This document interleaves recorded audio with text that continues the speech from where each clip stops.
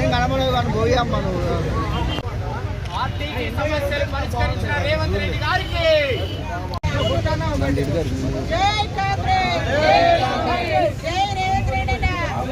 Madam మీరు పోయారా?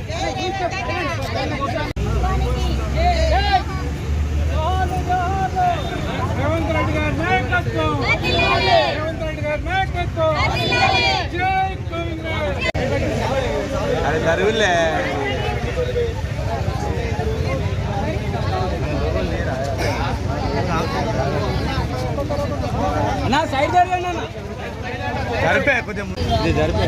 న్యాయమైన కోరికలకు సమ్మె చేయడం వల్ల మన ప్రజాప్రభుత్వం న్యాయమైన కోరికలు ఏ కార్మికుడు కానీ ఏ బడుగు బలహీన వర్గాలకు చెందిన వాళ్ళైనా కానీ వారి న్యాయమైన కోరికలకు కానీ స్వాగతిస్తూ ప్రజాప్రభుత్వము మొదటి నుంచి కూడా నడుచుకుంటుంది. చిత్తశుద్ధితోటి కూడా ప్రజాప్రభుత్వం ఒక నియంతలా కాకుండా ప్రజలతోని మమేకమై నడుస్తున్న ఈ ప్రజాప్రభుత్వంలో వాళ్లకు తొందరగా స్పందించి అప్పటికైనా అనుకోకుండా అక్కడ గౌడ్ గారి జరగడం విషాదకరం.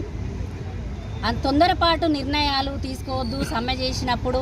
ఎందుకంటే వాళ్ళు గత ప్రభుత్వంలో ఇప్పుడు ఈ ప్రభుత్వంతో పోల్చుకుంటే అప్పుడు అన్నిసార్లు అంతమంది కార్మికులను పొట్టన పెట్టుకున్నా కూడా ఎలాంటి కొలిక్కి లేకుండా అసలు ఆర్టీసీ అనేదే నష్టం, ఆర్టీసీ అనేదే కథం అనే కాడికి తీసుకొచ్చిన గత ప్రభుత్వం చేసింది. కానీ ఇది ప్రజాప్రభుత్వం, అది నియంత ప్రభుత్వం అయితే ఇది న్యాయమైన కోరికలను ఎప్పుడూ తీరుస్తూ వాళ్ళతోటి కార్మికులతోటి మమేకమై ఉన్నటువంటి ప్రభుత్వం ప్రజాప్రభుత్వం రేవంత్ అన్నది. కాబట్టి తొందరగా స్పందించి వారి న్యాయమైన డిమాండ్లను తప్పకుండా నెరవేర్స్తామని ఒప్పుకొని చేయడం నిజంగా మా అందరికి కూడా మా కాంగ్రెస్ పార్టీలో ఉన్న ప్రతి ఒక్క నాయకునికి చాలా గౌరవంగా ఉన్నది, మాకు గర్వంగా కూడా ఉన్నది.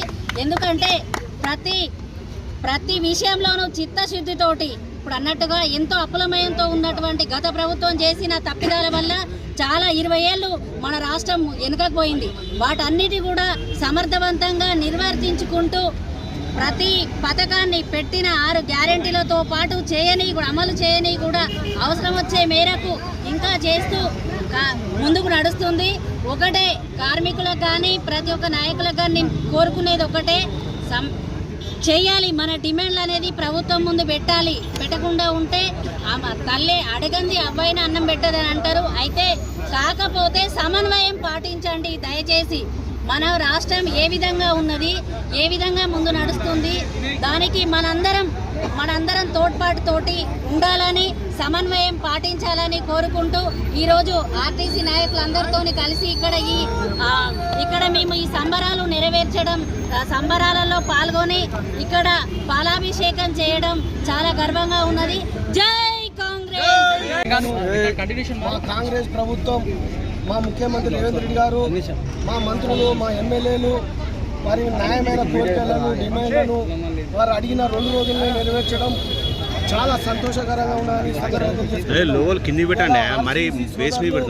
ఇవాళ వారందరూ కూడా ఇవాళ అడిగిన 2 రోజులనే ఈ యొక్క న్యాయమైన డిమాండ్లను నెరవేర్చినందుకు వారు కూడా సంతోషంగా ఉన్నారని ఈ సందర్భంగా తెలియజేసుకుంటూ, మరి గత ప్రభుత్వాలు 10 ఏళ్ళు పాలించి 8 లక్షల కోట్ల అప్పులు చేసి ప్రజలపైన భారం వేసి మరి ఇలా ఆ అప్పులకు వడ్డీలు రాష్ట్రం ఇలా ఇంత కష్ట పరిస్థితుల్లో ఉన్నప్పటికీ కూడా అప్పులకు వడ్డీలు అప్పులు కట్టుకుంటూ ఇలా సంక్షేమ పథకాలు రాష్ట్ర ప్రజలకు హామీలతో ఇచ్చిన సంక్షేమ పథకాలను కూడా ఒక్కొక్కటి కూడా అమలు పరుచుకుంటూ ఇలా రాష్ట్రాన్ని అన్ని రంగాల్లో ముందు తీసుకుపోతున్నాము ముఖ్యమంత్రి రేవంత్ రెడ్డి గారు.